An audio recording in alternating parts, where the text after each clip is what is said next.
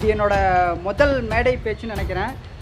அதனால் நான் எனக்கு கிடைச்ச ஒரு 3 நிமிஷமோ 4 நிமிஷமோ நான் அதை நான் பேச விரும்புகிறேன். இந்த இப்போ வட இந்தியர்கள் வராங்க. வட இந்தியர்கள் வந்து இப்போ சவாபேட்டில் பாருங்கள். சாரி கோமாளி கத்து.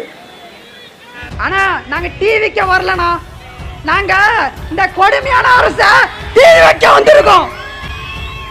நாங்க டிவிக்கு வரல, நாங்க தற்கொலை கூட்டம்ல தத்துவ கூட்டம். பேசுவோம், மேடை போட்டு பேசு. டிவி கேட்டு உங்க விஜய் என்ன பண்ணாருன்னு தெரியுமா? இங்க பாருங்க, ஒரே ஒரு நியூஸ் சொல்றேன்.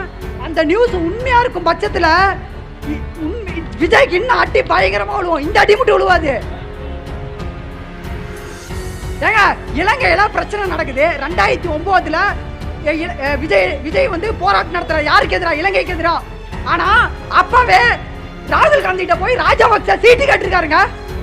இதெல்லாம் உண்மையா இருந்ததுன்னு வச்சுக்கோங்களேன், அவ்வளவுதான். நீங்க தமிழன்ற ஒரே காரணத்துக்காக தான் சீமான் அண்ணன் ஆதரிச்சாரு. இப்ப திராவிடத்தை ஏத்துக்கிட்டா உங்களை எப்படி ஆதரிப்பாரு? அப்ப அப்படி பேசுறேன், இப்ப அப்படிதான் பேசுவோம். அப்படிதான் பேசுவோம். என்ன பண்ணுவீங்க? ஒரு விளையாட்டுனா நாங்க வா எங்க கூட விளையாடு தான் கூப்பிடுவோம். அதுக்காக உங்களை ஜெயிக்க விட்டுருவோமா? ஜெயிக்க விட மாட்டோம். குமரி கண்டம் ஆண்டது என் தமிழ் சாதி, குமரி போல் மொழி பேசும் என் தமிழ் சாதி, யாருக்கும் அடங்கா செங்கோலுடைய எல்லாளன், சங்கிலியன், பண்டாரவன்னியன், பிரணநாயன் போன்ற வீரர்களை ஈன்றெடுத்தது என் தமிழ் சாதி. அறிவியல் வியக்கும் ஏடுகளை அளித்த அகத்தியன் பிறந்ததடா என் தமிழ் சாதி. அகத்தியன் பிறந்தது என் தமிழ் சாதி. சொல்லாடு வம்பனை கவியரசு கம்பனை ஈன்றெடுத்ததும் என் தமிழ் சாதி. இதோட லாஸ்ட் ஒரு வரிதான் அருமையான வரி. வந்தவன் கொன்றவனாயினும் வரவேற்று உணவிடும் பண்பிலில் சிறந்ததடா என் தமிழ் சாதி. தமிழ் சாதி. அப்படிப்பட்ட தமிழர்களை அடிமையா இத்தனை வருஷமா வச்சுட்டு இப்ப வந்துட்டு இவ்வளவு அண்ணன் சீமான் அவர்கள் இத்தனை அடங்காம திராவிடத்தை ஒழிச்சு ஒரு இடத்துக்கு வரும்போது திருப்பி வந்து திராவிடனா.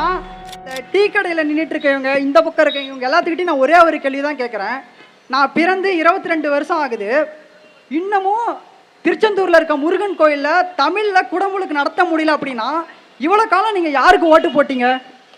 இல்லை, எனக்கு புரியவே இல்லை. அப்போ இத்தனை வருஷமாக நாங்கள் பிறந்து வந்து இன்னமும் தமிழுக்காக போராடுறோன்னா இந்த தமிழ்நாட்டில் யாருக்கு என்ன நியாயம் இருக்குது? இன்னைக்கு வந்து விஜய் கூட திராவிடத்தை ஏற்றுக்கிறாரு. அப்படி இந்த திராவிடம் என்ன கிழிச்சிச்சுன்னு நான் கேட்குறேன். இந்த சேலத்தோட மாநில ஒருங்கிணைப்பாளர் இருக்கார்ல விஜய் கட்சியில், யார் அவர் பேர் என்னன்னு தெரியுமா உங்களுக்கு?